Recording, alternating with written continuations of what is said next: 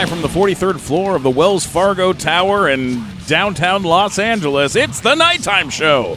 Today, of course, as always, we have your producer, Matt Walker, is here.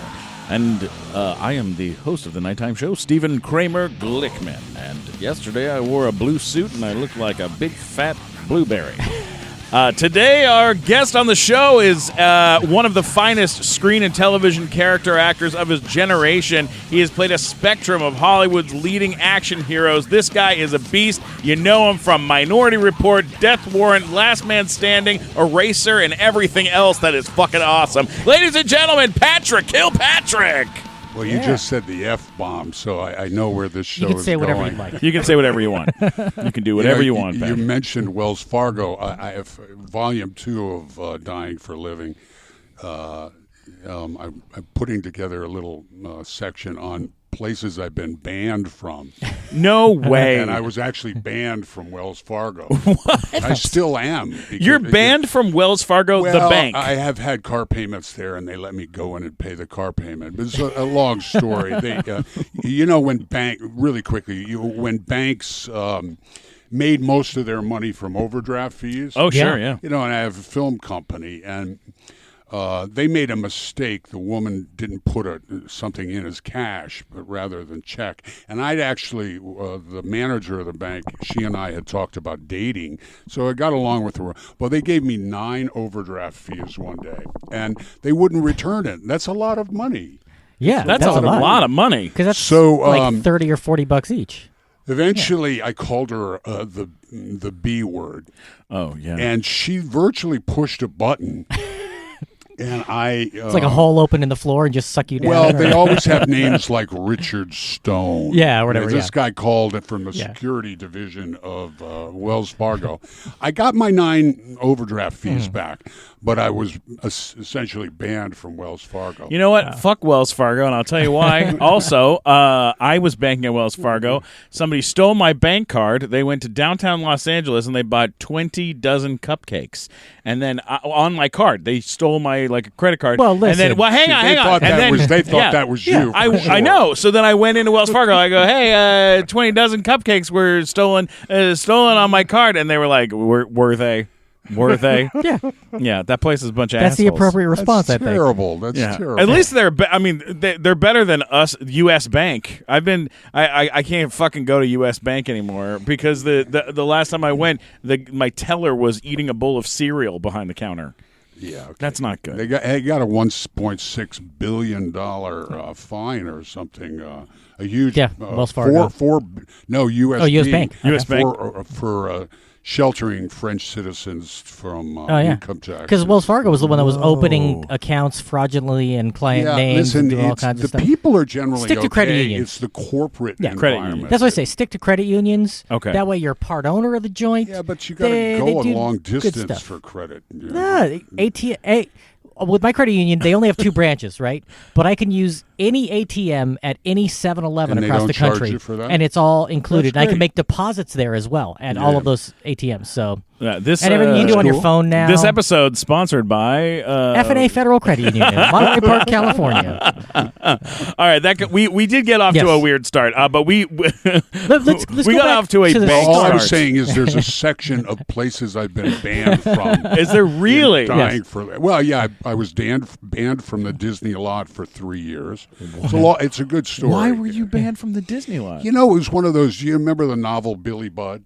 Yes. Yeah. Of course. Well, he choked up whenever he got into an intense anxiety situation. Mm-hmm. Well, I was like Billy Budd. I was very young, and it's a long story. It would take longer than what we're talking about. But I didn't do anything wrong, but it was one of those situations where I offended some people over there by saying the writing on a particular project was terrible. Sure. And it probably was. I believe you. It was Disney I don't know if they still have it, but they have a section that basically takes popular films and essentially changes it a little bit and rips it off and makes it into a television series. Yeah. I don't know that they still have that division. And this was in 1987 when I had just arrived here. I was a young actor. I was coming off the largest production in the history of PBS and a really sort of prestigious English film. So I didn't want to be involved in something that didn't have really good writing. And they had this thing called Mountain Man that they wanted me to do, which was a ripoff of Crocodile Dundee. Okay. Just set in the woods instead of from Australia. Yeah. It's a long. I'm getting into the story, but I go into the casting person, and the first thing out of her mouth is, "All I cast is shit." That was what she said. Holy crap! Okay? And she was bemoaning it, and she wanted to go freelance. So I gave her some advice about being a freelance person and everything. Well, I go home, and the agent who was replacing my agent, because it's a writer's strike, and he says, "Oh, my God, they love you. They want you to come over and meet the writer and the director and the producer." Well, I was so young and so naive. This stuff was so bad that I rewrote it. Yeah. Wow. I rewrote it so, the casting person who's going to read with you is going to say her line, and then the leading character would say all these pithy, really intelligent, witty things. And I walked in, and also I did make a tactical error, and I took my dog with me to the audition, which is because nowadays no big deal. Yeah, everyone does that. My wife at the time was in England, so I had a young dog, and so I took. Well, I said, by the way, I had been a heavyweight writer at Playboy and Time and all these great magazines. So I even took my writing samples because I was so stupid that I thought that they would want to have a lead actor who could help with the writing. Right, of course. That was so stupid. Well, anyway. When really they want a puppet to just say whatever they write. Yeah, and I started, I said, "Look, I hope you don't mind. I've taken the liberty of punching up my parts. You just have to say your lines." So she says, they were a little dubious, but they said, okay. So she starts writing, and she goes up on her line the first time. She can't do it. I said, well, let's try it again. She went up again, and she leapt up, and she said, "You're going to read this the way it's written." And she's backing up, and Billy Budd, I'm like this. And meanwhile, my dog, who's on a sort of rope leash, is like snarling. Because it looks like you're being threatened in some way. Yeah, she's coming at me, coming back to me, and I said, "But you said all you cast is shit." And she said, "You get out of here right now." So I go home, and the agent calls and says, "What the hell happened?" I got Disney executives all over me. Oh, my God. So I got fired from my agency. I got banned from the Disney lot for 3 years. Wow. And so here I was in L.A. It just come from New York with no agent. Yeah. Didn't know anybody in the middle of a writing strike. But you know what happened with that? Because Disney takes those things and they turn them into stuff. That's the origin story of Dog with a Blog, which is on the Disney Channel. That's how it started. I believe that you might be right. Which I auditioned for once. Well, Baghdad Cafe, whatever the movies at the time, they were doing it. Yeah. But all was forgiven. Eventually, I did 2 Disney series, and I went out and got a manager, and then I started banging down work. And my agency called me and asked me to come back, and I said no. No, they didn't have your back. You didn't watch for my exactly. Yeah. So when you started, you were in a tremendous cult classic film, The Toxic Avenger. Right.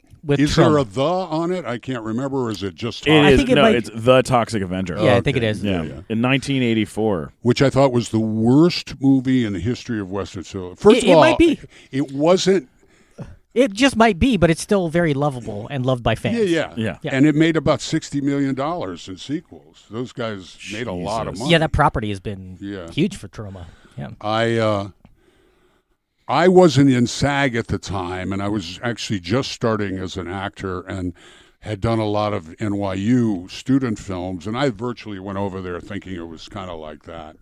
And they loved what I did so much, they doubled my salary from $75 to $150 for the week.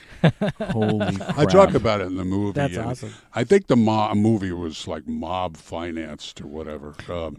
Who even knows what was going on with Troma at that time? Well, there was a very old guy with some muscle guys who would come every day to the set, and he was the sugar daddy for the ingenue. They were just like laundering money through trauma or something at the time. When you were on that set, did you know it was bad? Like, when did you know it was not that it was Look, without sounding arrogant, I had written for every magazine in New York, and my earliest heroes were Hemingway and Fitzgerald and Sam Shepard and Hunter Thompson and Ken Kesey. I mean, Toxic Avenger, you take a look at it. Did I have fun with it? Sure. Yeah. But I just... my taste in movies runs to Saving Private Ryan and 300. I like all different kinds of movies, but 300, Braveheart at the studio level, Toxic Avenger is quite another animal. What I wasn't in touch with was this is sort of zeitgeist of the culture which likes gore and which likes schlock and appreciates the irony of that. Yeah, like they gave their audience exactly what they wanted. Yeah. Yeah, I sometimes, and it was funny. Yeah. So, but it was beyond me at the time. That wasn't my, I was. That's not why you got following into a different muse. Yeah, of course. Well, your career is very extensive. I mean, you've done like a shit ton of work, man. I mean, you've been working for a long time, and it spans the gamut from Tales from the Dark Side to The Quick and the Dead, Cagney and Lacey, Matlock. These are all like drama, but then also a lot of action work because you're in a couple Van Damme movies. Yeah, you're in Death Under Warrant Siege 2, and let's talk about Death Warrant. Can we talk about Death Warrant? Well, I talk about it in the book too, and Dying for Living, Volume 1. Is it available now? Where is it available? Oh yeah, it's it was launched at the National Press Club in Washington, and then the Kennedy Center for Performing Arts, and I've been on a book tour for a couple of months. Just came from San Francisco last night. It's on Amazon.com and BarnesandNobles.com. If somebody wants an autographed copy, they can't get to one of our signings, then they can go to PatrickKilpatrick.com.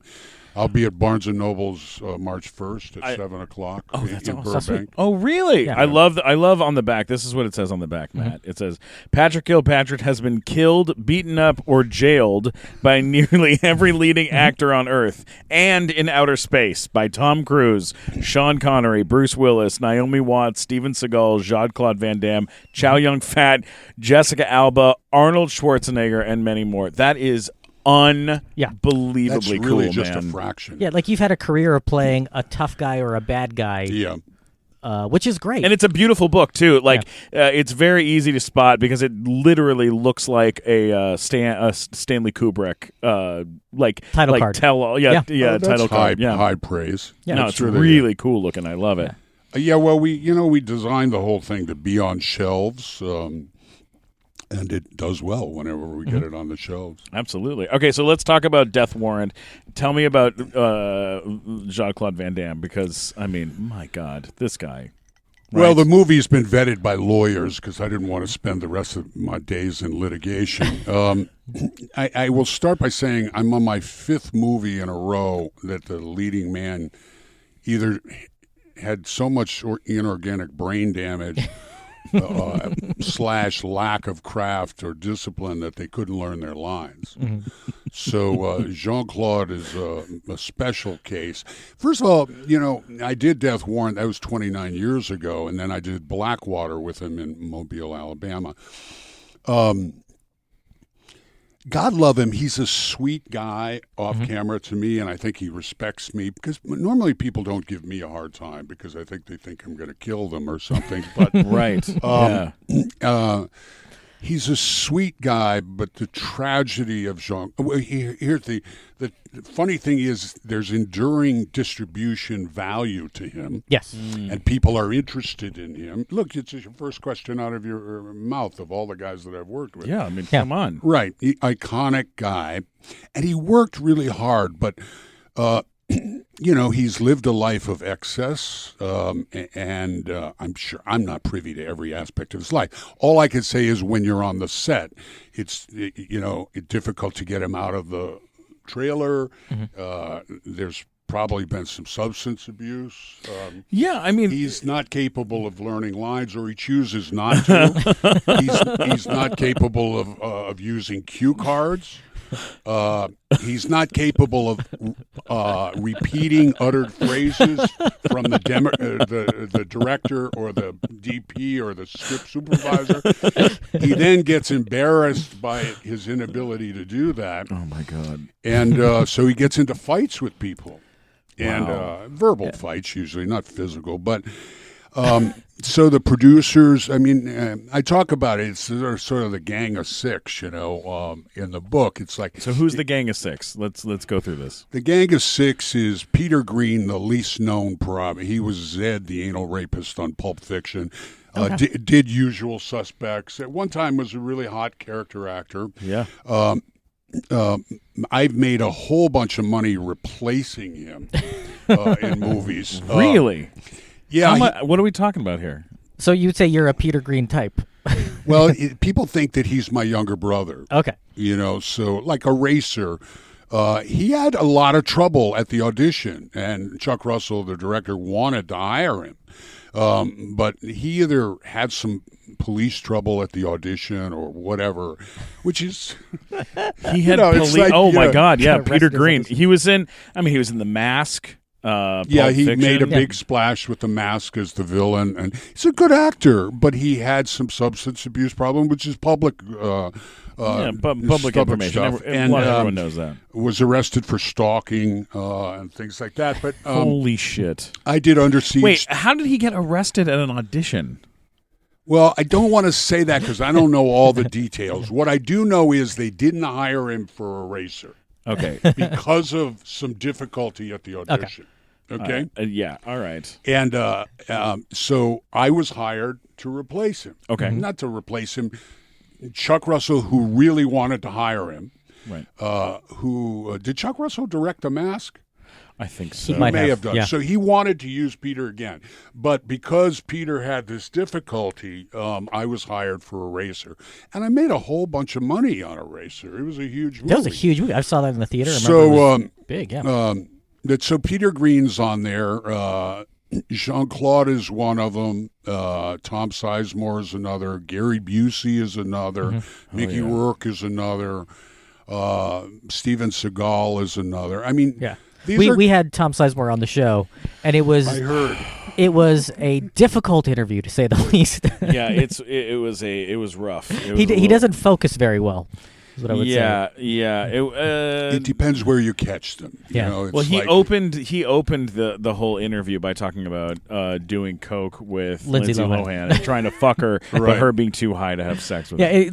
That was which is unusual. And that was like it's the masculine guy who can't perform. Yeah. Because of that. Yeah, that was the mildest thing he said. Masculine guy. Yeah, it's kind of an oxymoron. We were asked to keep it all about the work, and we're like, okay, fine, we'll do that. And we opened the show, and then we didn't ask him any questions about it. He just jumped into it. Yeah. And he did that, and he's sitting next to the guy who produced this movie that he was in, and this guy's face is just white. Just ashen. He's like, oh no, he kept forgetting the name of... Because what an acting pedigree he's got. Fantastic. Black Hawk Down and Saving Private Ryan, and all this stuff. He kept forgetting what movie he was there to promote and what the movie was about. So it was a pretty rough one, but also like that's what happens. Like we just had Bill Duke on the show. Yeah. Fantastic. And we talked to him about I worked Predator. with him in a substitute film. Oh, he's a terrific guy. Yeah. And he was telling us on Predator that Jean-Claude Van Damme was the original Predator. Right, and he didn't like working in a costume. Yeah, or something. Yeah, something like that. Yeah. And he. So I think there's a lot of value in having an actor like you who's a tough guy without all these issues, because it seems so many of the tough guy actors have a lot of problems. Why is that? Why have you? How have you been able my to experience of guys who play that? bad guys is they're really nice human beings. The people I've competed against or whatever. I think.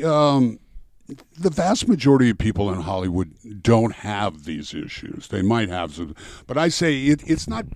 Look, on Blackwater, there were actors, because of Jean-Claude's behavior, or what is perceived as disrespect for the craft of acting. They literally wanted to kill him. They wanted to go in and beat him up, do whatever they could. But what I say is it doesn't matter to me because you're not really acting with Jean-Claude. They're either a C-stand with a smiley face or you're doing it with the double or somebody or the script supervisor, which for me, and I think I have pretty good control of my imagination, that's not a difficult thing. Yeah. I don't care if Jean-Claude's across from me so much. It's more of a problem for the editors and directors continuity trying to get eye line, things like that. Well, eye lines I have no problem with because if you go for an audition, you got to place all those imaginary things in the landscape anyway. But, Sure. So it's not a problem for me as an observer of human psychology. I find it really, really interesting, and it also provides grist for my book. I mean, Blackwater was a crazy movie because I've been in a relationship for 5 years, so even though I've been a cad and a scoundrel and a womanizer some portions of my life, I'm not that. Or inversely, the whole movie turned into a fuckfest. I mean, What? It was like you got 60-year-old actors sleeping with 28-year-old wardrobe people and stuff like this, and shit. Mostly married too. So the whole thing turned into this madness. At the same time, so if there was a making of documentary, it'd probably be better than the movie itself. Well, that's in my in my book. Yeah. At the same time, you have Mobile, Alabama, with the USS Alabama, which is a battleship that covered for my father when he was fighting in World War II, and you've got the beautiful beaches of Mobile and the restaurants. So there's a lot of, it's almost like a travel log that involves this madness making a movie. Oh, my God. Jean-Claude's not completely at fault because the producers were a little disorganized too. But the truth is, look, Robert Mitchum said the tax man takes all your money and the pretty people go home at night. All you've got is your sense of craft and what you're delivering the goods for what you're doing. Yeah. And I think for some of these guys that goes down the tubes, either because of inorganic brain damage or egoism or whatever. What about Seagal? Like you worked with Seagal on a couple. I did Under Siege too, and also that was the movie I did with Peter Green that we met.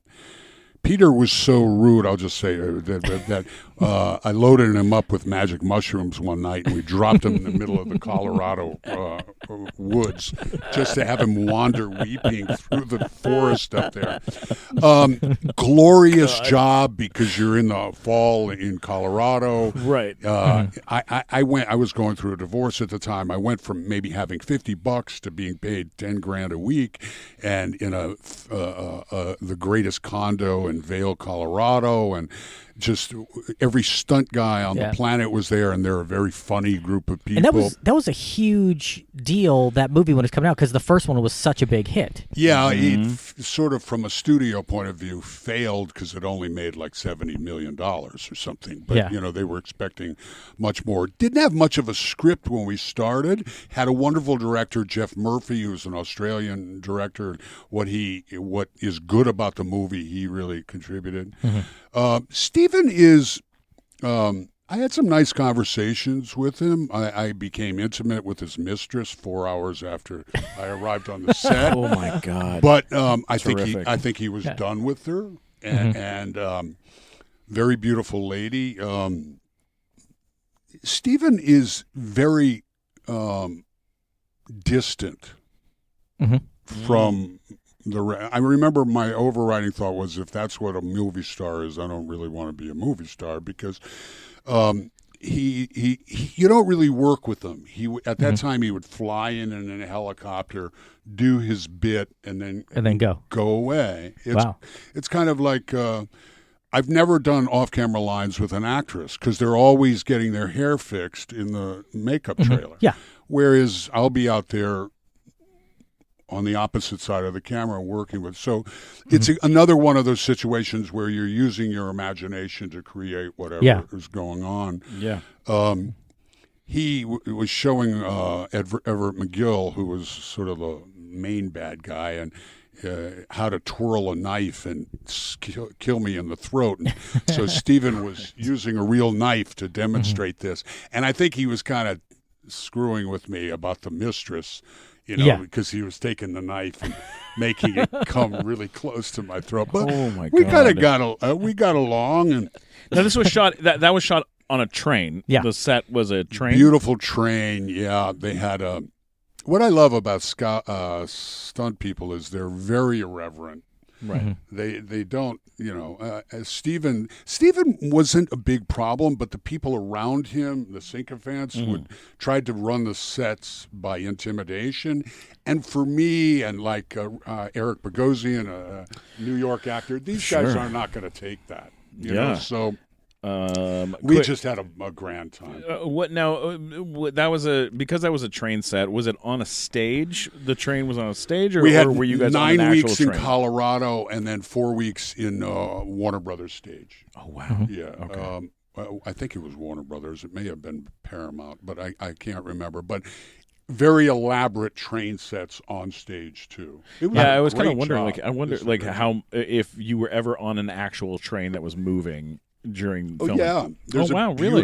beautiful train that makes the circuit from like Durango and Telluride. How cool is that? Now wait, hang on a second. Here's a couple people who were in this movie that you got to work with. Jonathan Banks was in the film. He played the train engineer. Yeah, and he's on Better Call Saul. And he just won an Emmy for Better Call Saul. Yeah, he's amazing.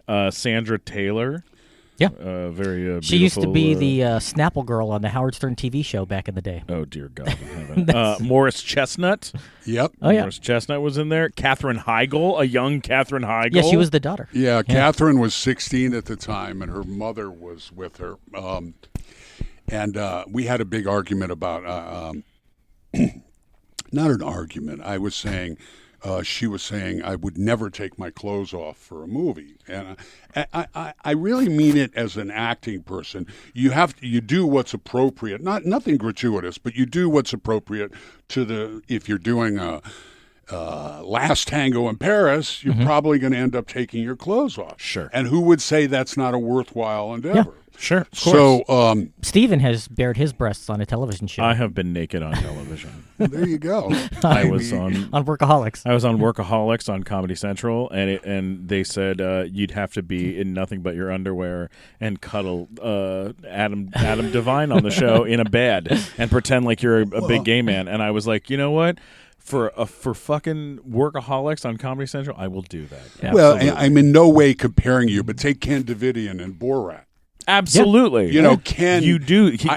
He's a dear friend, and I love him too. He's a great friend of mine. He deserved an Academy Award nomination for that part. Absolutely. And what was it like being nude with Sacha Baron, Sacha Cohen, for 3 days? I was really interested in how did you manage that, because it's so close and stuff. What a fascinating dude. Eric Bogosian, quick Eric Bogosian side note. When I was in college, I was a huge fan of Suburbia, the play that he had written, and I really wanted to put on Suburbia off-Broadway in New York, and they had never allowed an off-Broadway production of that show. And so I wrote to him, and I said, here's the reason why. I grew up hanging out in front of 7-Elevens, and I'm a director, and I'm a comedian, and an actor. Please let me do this, whatever. And Bogosian signed off on letting us do it. And the second he said yes to it, I sent him 25 pages of notes on how to update the script to present day, because it was supposed to take place in present. It says in the first page, present day. So I was like, here's all the things that would need to change to set it in like 2000. And did you get fired? This no. is like my Disney story. I know. He wrote back like, this is the ballsiest thing anyone's ever bothered me with. You can make these changes. That's it. And then leave me alone. Well, basically. That's cool. And I got to do the show. In See, he was writing all the time on Under Siege 2, and he was in 12-step program. Wow. So he kind of was. The rest of us were, because if you were on that movie, you could have 3 University of Colorado co-eds if you were the garbage man. I mean, it was just it was the biggest thing to ever hit Vail in a long time. So he was trying to keep his distance to preserve his marriage. For the rest of us were just. Oh my God! You guys must have been just. Yeah, it was pretty crazy. It's gotta be. It's gotta be on a thing like that, and it's a big budgeted thing. It's a sequel. Well, everybody's delivering the goods because you're there to deliver the goods. But as I said, you have Stephen's people trying to run the things by intimidation. You've got people that are New York ballsy actors, L.A. ballsy actors, stunt guys, none of whom are going to be fazed by intimidation. Yeah. And having a grand time. You're in the most beautiful part of the country on some level. Eagles outside. And do you think it's changed with the with Me Too and the movement and things that are happening now? Like, do you think that parties like that would still are still possible? Do you think it's still possible to do some of that stuff, or do you think the kind of time? I think you have to be very careful because people get targeted for hits. Sure. I'm not unhappy that I'm in a monogamous relationship with a lovely woman because it's a kind of I run a mentorship program for young actors. We never teach. I never coach alone. There's always 2 or 3 people. Not because I've ever had a claim against me, but acting draws to it a lot of crazy people. Right. Yeah. And so male and female. Mm-hmm. So you have to, people have to sign waivers. It have to be videotaped that they understand sexual harassment, things like that. Did you know that acting classes can't get insurance because they paid out so many claims? Wow. Yeah, I did not know that. No, all the insurers went away. They paid out so many claims. So you have to be very, very careful, and you have to make sure that, which is a good thing. You have to make sure, look, if you're talking about acting, what are you going to be talking about? And the study of acting and the presentation of drama and showmanship and everything else. You're going to be talking about war, loss, death, the death of your parents, eroticism, repression of eroticism. Mm-hmm. Those are the pillars of drama, politics, power, those kind of things. Some of those things make people uncomfortable, and yet you can't be an actor and study acting without delving into stuff as you're going through whatever the script is. Yeah, makes sense. So you have to make sure that people understand that that diplomatic, non-gratuitous discussions of those things are going to be taking place. And at the same time, so if you're uncomfortable with that, maybe you should look for another class. Right. None of that has anything to do with sexual harassment. Right. It has to do with protecting yourself against people who people look at my resume, they think I'm a bazillionaire.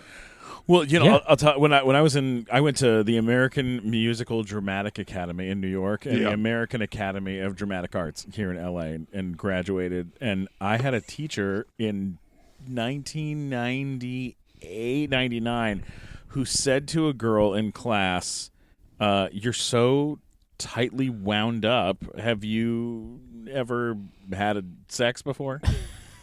And this girl said, no. And he said, well, if you're going to play this character who's very sexual, probably should have sex with somebody. And she was like, okay. And she went home that night and fucked her neighbor, like just, some guy in the dorms, and then came back the next day and was a better performer. And people were like, holy shit. And no one ever mentioned everyone forgot that this ever happened until maybe 6 months ago, and then someone was like, I think do you remember this weird moment that couldn't a teacher do that? Can a teacher tell you to go fuck somebody? Now maybe not as much in school, but you couldn't do it, and you'd have to be really careful about it. And look, I take exception to anybody for when I'm mentoring and teaching those things. Sure. And I've taught all over. If anybody questions the integrity of what we're doing and stuff. Did you ever get harassed? Has anyone ever kind of harassed you? I had a casting person in New York, very famous casting person, say, look, you're not going to get this part unless you. Oh, wow. And I said, but for me, I just laughed at his face. Right. Mm-hmm. Which, as I say in the book, I'm a very bad bisexual because I start laughing really quickly. Oh, my God. And He got embarrassed when I laughed at the whole situation, but I didn't get the job. Right, sure. But that's just, for me, look, I understand it. If you're a young girl and you're trying to get work, you shouldn't have to deal with monsters. No, of course. You Correct. shouldn't have to deal with harassers. At the same time, please, people, understand a lot of crazy people are attracted to the craft of acting. Absolutely. And yeah. some of those are targeting people who maybe don't deserve to be targeted because it's a money grab. Yeah, it can be, for sure. It can be. Matt, you and me are both stand-up comedians, and I know we both say a lot of things that are very offensive on a regular basis. Do you ever have trouble sleeping at night? Yeah, not because of things I say, though. It's just because I have lousy pillows. Oh, okay. So you don't have like a horrible feeling of guilt sometimes for the Never. awful things. Oh, that's nice. Never. I'm proud of the horrible things that I say to people. That's good. That's a good way to be. Sometimes I do have trouble sleeping, or I did have trouble sleeping until I got this brand new pillow. What kind of pillow? I mean, this is next level stuff, Matt. This is a pillow. You've never seen a pillow like this because until recently it did not exist. It's called the buttress pillow. And it is shaped like a butt, and it has little legs, and you're not going to believe this. You got to go check it out. Thebuttresspillow.com. So it's like your face rests on a butt. Your face is pressed into a butt crack while the legs support your neck and shoulders, basically.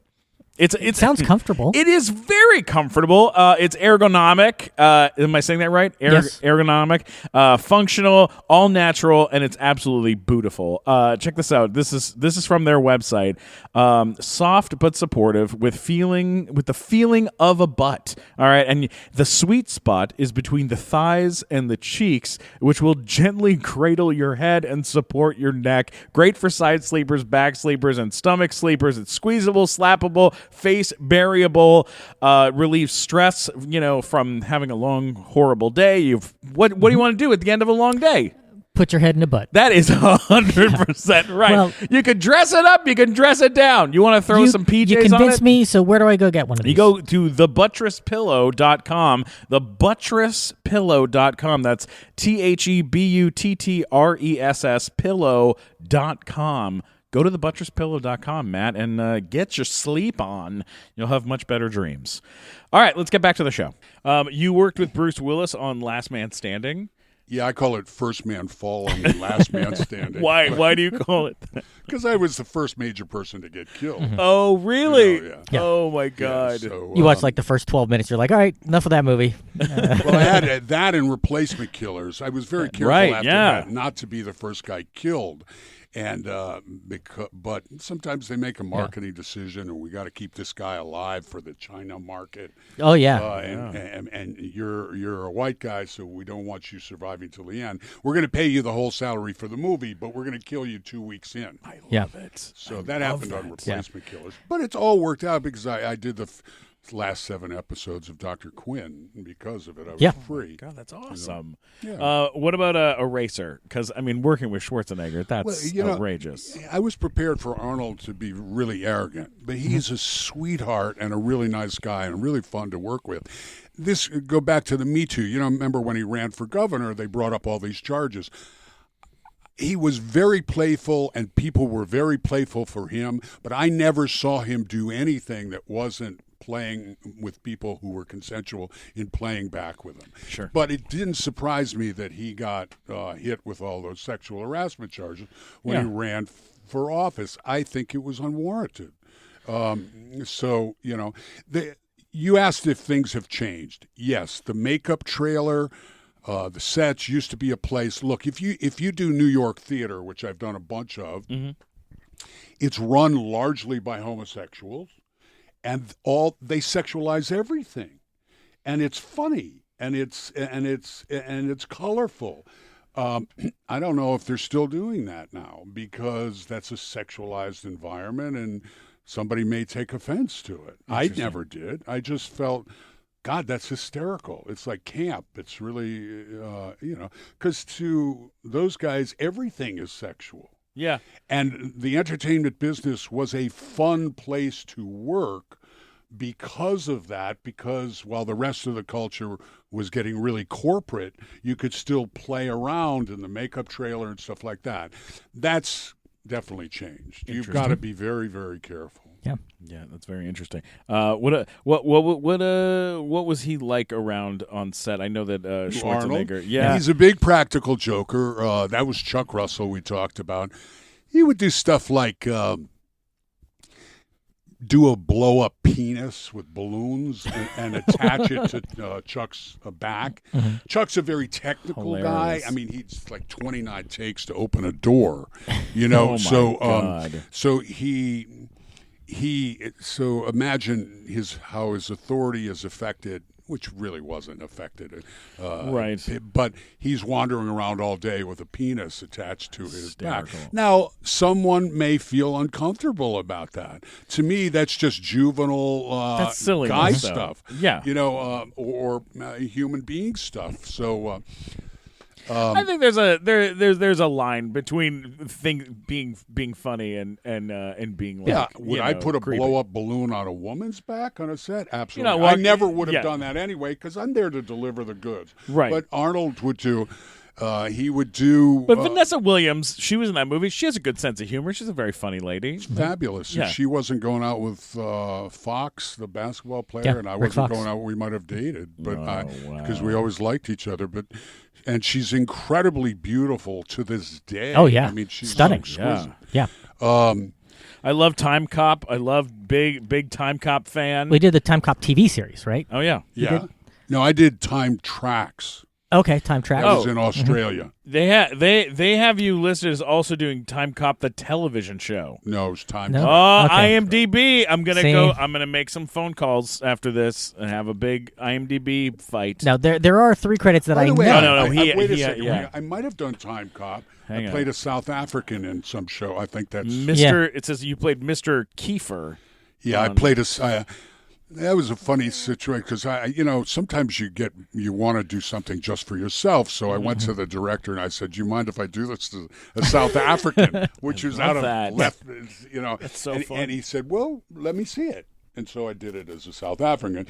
What's the accent like for a South African? Can you give me a tiny I'm bit? not like a Robin Williams kind of guy who can drop in and out, but you give me 10 minutes with the script and I can pull it out. But I knew a guy. it's Africana, Afrikaans, yeah. Afrikaans. It's a combination of German and Dutch with English. Yeah, That's I basically played in what a it is. band with a guy from South Africa, and the only thing I could ever imitate was the way he would say the word South Africa, because he'd say, South Africa? And there was like a dip, and there's like South Africa, and it's all like run together as one word. Wow, Matt, you are a Robin Williams.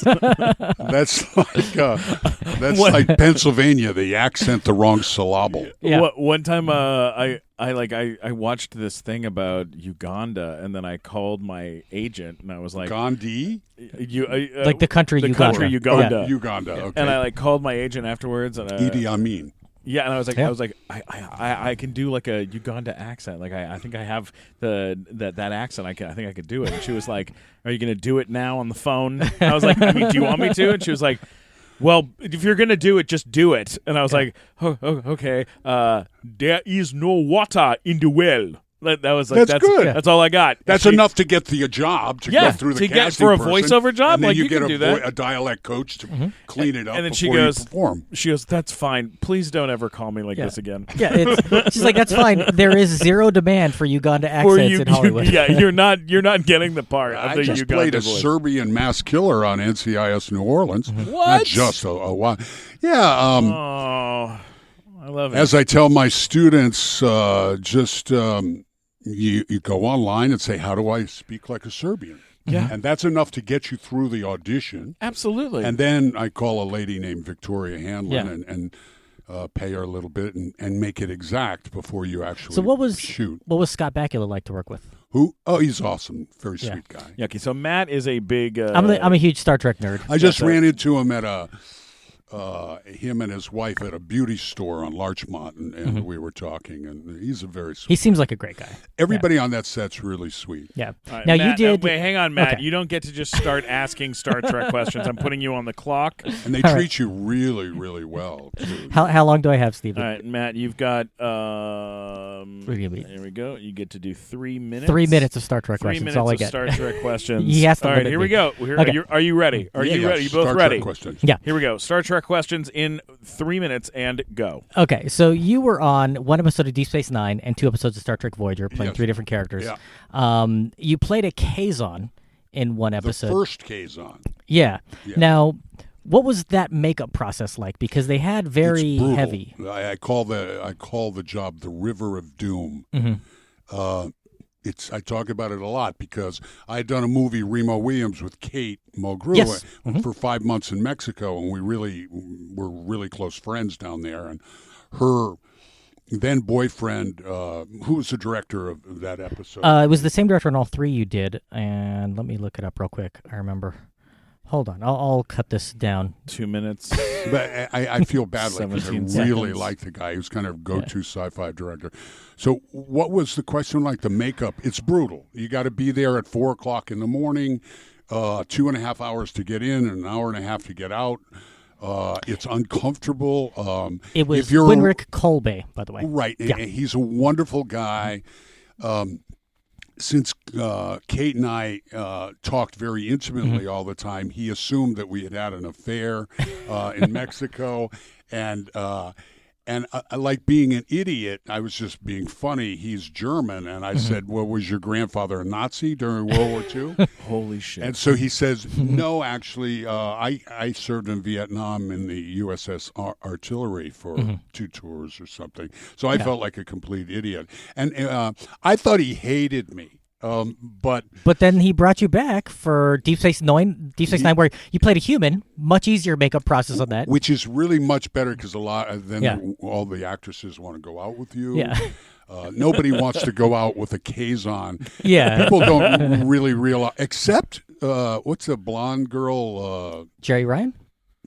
No, Jerry hated me. Oh, the one who played some- Kess. Des. She was attracted to me in this Yeah. makeup, so I don't know what was going on. Why did Jerry Ryan hate you?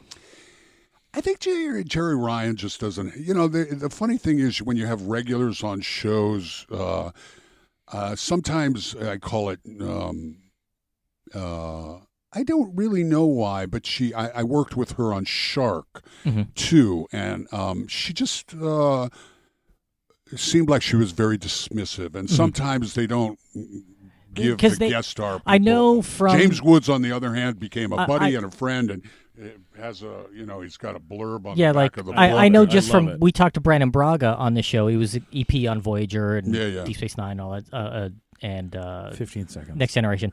And he talked a little bit about how there was a lot of tension between Kate and Jerry Ryan on that set, and that might be part of that, where you sort of jump into an area and there are people who are butting heads. Well, and there's if you're somebody friends, who's probably sexualized by everybody. yeah, and if you're you know, friends with the person that they perceive as their enemy, then that might actually cause some issues there. It's really kind of silly, but second season stars on television shows, I call it second season itis. They know that they've got a cash cow going on. They know they can't be fired very easily.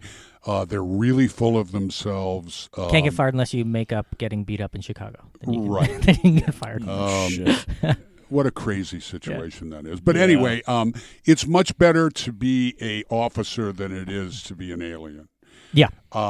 If you're a regular, they learn how to put it together with big hunks. So Yeah. you're only 15 minutes in there. But if you're a guest star like I was, it's a long time in the chair. Yeah, because like I said, we had Michael Dorn on the show, and he talked about how he estimates in his career 1,000 days in the makeup chair. May have Unreal. done it. I'm not sure I would even Unreal. want a job Yeah. like that. And then we just interviewed Doug Jones, who everything he does is different, crazy alien Well, look creatures. at Andy Serkis. Yeah. Andy Yeah. is a brilliant transformational actor, Yeah. but because he had prostheses and sex, drugs, and rock and roll, Yeah. then he ends up playing the apes in the Planet. And Yep. it's like we all get typecast in some way, and they're like, "Oh, we need a guy who's good with prosthetics." And then so they don't. They got call like 3 him- people, and that's all they call. Yeah. and they call Andy Serkis. It's not a turn. I had an actress friend who was topless, raped, and got murdered in her first job. So she had years of every job being topless, raped, and murdered. Oh, Wow. And it's like, what does that do to you after a while? That's got to be awful. There's a girl that I'm friends with who was offered a job recently where she would be like naked in a movie, and she's 23 years old, and she was like, I don't want to do it yet, and I don't know why my agent's sending me out for it, and blah blah blah. And I was like, there's a difference between not wanting to do it and why is your agent sending you out for it. An agent has to tell you that you have an offer for an audition. They have to give you opportunities. Sure. You can say which no, is not always I'm the not case. interested. Sometimes, as a producer, we've offered a lot of money to actresses, and the agent has blocked it. Yeah. If it's something that they're not, that either they're taking a break. Well, we just had a thing happen with Jesus Christ. We just had a thing happen with Jonathan Taylor Thomas. Do you remember Jonathan Taylor Thomas? Yeah. We asked if he was interested in we could have him on our live show because we did a benefit for Children's Hospital with our podcast. We raised $30,000 for Children's Hospital and got 400 action figures donated to the hospital, which was pretty fucking cool. That's very cool. And when we were putting it together, we were like, Jonathan Taylor Thomas would be fucking great to have you on the show. Did the action figures have genitals? They all have genitals. No, they're they just don't. genitals. No, they were just- actually sex toys. They were sex toys. We call them They were all action sex figures. toys. Well, we said, hey, Jonathan Taylor Thomas, we'd love to have him on the show. Yeah. And the agent said he's not interested in doing interviews. And we said, okay. What is he doing? Is he doing? What about just an interview like this, not an interview live on stage? Sure. And they said, no, he's not interested in doing that either. And we were like, okay, what is he up to these days? Is he acting? They go, not interested in acting. Well, okay, well then is he producing? Like, what is he doing? They go, he's not interested in doing anything except for finding film finance for 3 movies that he wrote. And I was like, oh, okay, well, what are the movies? And he goes, the agent said, do you have millions of dollars to finance his movies? And I said, I don't know. And then he goes, it doesn't sound like you do. And then just hung up on me. And that was the end of the conversation. I was like, Jesus we Christ. called Mila Jovovich one time and offered her $1 million for a really good script. Wow. And the agent went, that's not going to work. Click. I just hung up. And the next night I saw Mila at an event, and I walked up to her and I said, why did you pass on $1 million for a really good script? Yeah. She didn't know anything about it. Wow. And the guy was, at the time, we were told that the deal was you can have her for $800,000, but you give $400,000 to the agent. Oh, so he was working some kind of shady deal. Working a kind of a deal. I almost wore an FBI yeah, I mean, because wire on that one. that's not legal to do. Yeah. No, it's totally corrupt. And because the guy didn't know us, he didn't feel confident enough to. Now, this is just conjecture, but this is what I was told by people close to the situation. He didn't know enough to feel comfortable proposing the shady deal. Now, do you have any stories in the book about working on Free Willy 3? Oh, for God's sake. Yeah. Because you're in Free Willy 3. Did you work on that movie? Yeah, I did, and it was a wonderful job. The stories on Free Willy 3 were at this extraordinary Vancouver location. The young kid, I actually saved his life once because the 2 ships collided, and I caught him before he fell overboard. Holy crap. Between the 2 ships. The whale, animatronic whale, and everybody thinks they're real, but they were robots. They're so real that you think that they're real. I thought it was Steven in a costume. Oh, you know what, Matt? That's the only reason you brought that movie up. He's creating He is creating a bad work environment for me. So I think you can sue him. I might have to, the son of a I can bitch. testify on your behalf. Ah, Jesus, Matt. Just ruining days. So the whales are so real. Yeah, they look that fantastic. You get the aura and the feeling of being on a real beast. It's a weird spiritual experience. Because it's not like just CGI, like say Jurassic Park, where it's all computer. That's how they would do it right now. They had 3 whales. They had one that went on the surface, an adult, one that lunged out for the shot of me to do the jump, rescued, and then they had a baby whale. Yeah, this is Jason James Richter, the same kid who was in the other movies. Yeah, I saw him in Santa saved Barbara this a couple of kid's years life? back, and he's like 30 years old now or something. But Jenny Lou Tugin was a really cool producer, and Richard Donner was the executive producer, and he was awesome and very complimentary about my acting. And he tried to work with me on conspiracy theory, but I was booked. So Do you like doing some of that like family friendly stuff in addition, because you've done so many things where you're like a heavy and it's dark, it's all acting to me and action, people but, like they say, do you like sci-fi better than westerns or war movies? And it's just I love acting. You're just a real actor who likes to work. I mean they're all acting, and there's individual challenges to everything. If you're going to do a medical drama like ER, sometimes there's a lot of, or Star Trek. Star Trek has some particular verbal things that are connected to it. A lot of made-up words you got to learn. Yeah. And so, like stage, you have certain technical and vocal things that you do on stage that you don't have in other deals. I love acting, whatever the challenge. All right, we got 2 things we got to talk about before we wrap up. Number 1, James Cameron. You got to work with James Cameron. I never met him. I did Dark Angel with him. He was writing it. Okay. And there's a big agent story in that, because I was in an underground garage with Jessica Alba. She was just starting out. Oh my God. And we were shooting, and anyway, it's a long story, and it's in the book, but I almost got banned. But that agent backed me up, and they were wrong about what they were doing, because I was talking to Jessica Alba, and I said, well, we're sitting there trying to stay warm, and I said, I have a small production company. Are you interested in film work?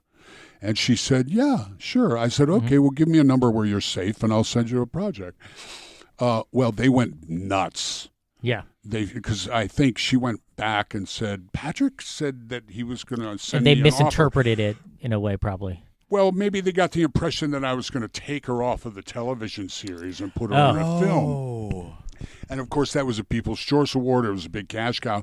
So they went crazy on me. And the agent said, "Who do you think you are acting?" And so they immediately apologized, and they blah blah blah. So that's the difference between that agent and the one that I got fired when I got banned from Disney. But what was it like? It was a lot of physical, a lot of aerial work. I think the reason the series only lasted a year and a half was it was so expensive because of that. It was also so cold, it was like death. I think I remember when that show came on the air, and I think I remember hearing at the time that it was the most expensive television show ever made at that point in time. Yeah, when you start getting into that John Woo sort of aerial stuff, it takes huge time. action scenes, and, expensive cast, because she was already a big star at that time. Yeah. Wow. But she was delightful. Okay, and then to wrap this thing up, Steven Spielberg, in one of my it's way up there in one of my top films. I mean, that Minority Report was such a beast of a movie, and Tom was so fucking cool in it, and it was really neat. And we've seen a lot of the technology from that movie now prophetic. It's starting to actually come out, Very prophetic. Yeah, which is really neat. So what was that like? What was that movie like, and what was he like to work with? Well, it was a golden Hollywood moment from the get-go, because I never had to even meet him or audition to get the part. Holy crap. Because he was watching Dark Angel and hired me from that. Wow. And so, and Stephen likes to do that. He likes to find people and bring them in. We did our own stunts. Tom and I actually won Stunt of the Year for a lot of that stuff. I think Tom is extraordinary, the way he wants to do his own stunts, which I'd done a good portion of my career too. I had a wonderful stunt double named Dave Rowden, sometimes, who would come in and do really, really lethal things like the death scene in Last Man Standing. But in the main, I did it myself. Tom is fantastic. He treated my children very well when they would come to the set and let them call action. And Stephen was the same way.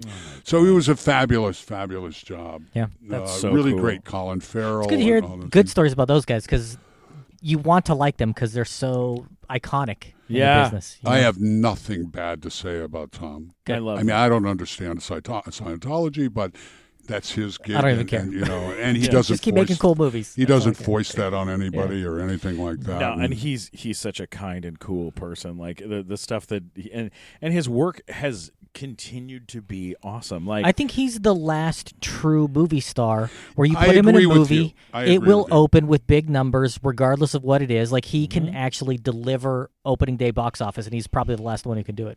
I loved Samantha Morton. The character actors in Minority Report, Peter terrific. Strohmeyer. God, everyone was so good. Who's the older lady in the garden scene? Fantastic actress. Max von Sydow. Just fantastic, prophetic masterpiece of a movie, in my humble opinion. Yeah, it's a beautiful, beautiful piece. I went and did Cold Case with Catherine, the lady who played Tom Cruise's wife. Oh yeah! Catherine Morris. God. Yeah. Catherine Morris. Yeah. Oh, they really killed it in that film. I love that movie so much. It's such an honor to get to sit down with you and chat with you about your career. I'm gonna read your book, and then I'm gonna call you and ask you to come back so I can ask you more questions about Volume 2. Oh, I can't wait. That's so rad. So if you can go pick up this, go get a copy of this book, Dying for Living. And Volume 1 is out right now, Upbringing, and it's Sins and Confessions of a Hollywood Villain and Libertine Patriot. It's such a badass looking book, and I can't wait to read it. Well, man. thank you very much. We've got 100% 5-star reviews on Amazon and Barnes & Nobles, and got the Best of LA award. Great. Doing really well, and if somebody wants an autographed copy, they can go to patrickkilpatrick.com. But if they want to come to a signing and reading, Barnes & Noble's March 1st, Burbank Center. Fantastic. Awesome. God bless you guys. Where can people find you on the internet if they want to find you? Do you have social media? Well, they can go stuff? Patrick Kilpatrick on Facebook, patrickkilpatrick.com. Twitter is I'm Pat Kilpatrick. Okay. Instagram, I always say it's Patrick Kilpatrick. They'll find me. Oh, yeah, they'll find you there. Yeah. And Matt, where can people get ya? You find links to everything at funnymatt.com, or if you're Stephen Glickman, you can let me know what you thought of my jokes at mattwalkersucks.com. We also have the nighttimeshow.com. Go there. You can find links to all of the places you can subscribe and listen to the show there. And one last thing, I have another podcast that Steve and I do together where I terrify him by recounting to him my story of being a member of a jury on a trial of a man who killed his mother and dismembered her body into hundreds of pieces and kept her skull in a backpack for 2 days. And that's called Juror Number 8. It's not okay. You can go to jurornumber8.com and check out that show. It's not all right. That sounds like it'd be an intriguing podcast. It is. It's him just talking about what it was like to be on the jury and see photos of things you should not see. Are you allowed to say the verdict? Can you tell Yes. us? Yeah, he did the whole thing. Yeah, this is 5 years ago. It's the case of Moises Morales-Espinosa. We convicted him of first-degree murder. Yeah, but what was the sentence? I believe he got 25 to life. We weren't involved in sentencing. I don't like stories like this. I'm a comedy person. I like fun things, and he tricked me into being on it, and then I had to be in there and hear all this horrible stuff. I had nightmares, Patrick. It was not good for me. So if you guys like that type of stuff, jurornumber8.com. Juror number 8, yeah. But definitely go to jurornumber8.com. Yes. I'm going to check that out. Yeah. Oh, dear God in heaven. If you enjoyed this podcast, please subscribe to the Nighttime Show on the website or on your iTunes or Google Play, places iHeart, like that. Spotify. Go the places and get the things. You can always get me at Stephen Glickman, STPHEN Glickman, on Twitter, Instagram, and YouTube. And if you're in the Los Angeles area, come out to the live show. The March 16th show will feature interviews live on stage with AJ Michalka. AJ Michalka, who is the star of Schooled on ABC and from the Goldbergs. And we have Bruce Valanche on that night, the writer of the Oscars, the Emmys, and the Tony Star Wars Awards. comedy special, Oh or my Star Wars God, holiday he has special. so many bizarre and Yeah. wonderful credits. 2-time Emmy winner. So we're excited to have him and a bunch more guests. So it'll be a big fun night. Thanks again to Krispy Kreme Donuts for always hooking up our audience with Krispy Kreme Donuts. It's fucking super rad. I love them. And go to Threadless. What was it? The Nighttime Show. TheNighttimeShow.threadless.com. Yeah, the Nighttime Show.threadless. There's links on their website. Oh, You yeah, guys got a lot of info. There's a All lot kinds of of info. Anyways, love you guys. Thank you so much, and you guys are the best. Okay, bye. Drive safe. Bye. Love you all. Cheers. Stand up!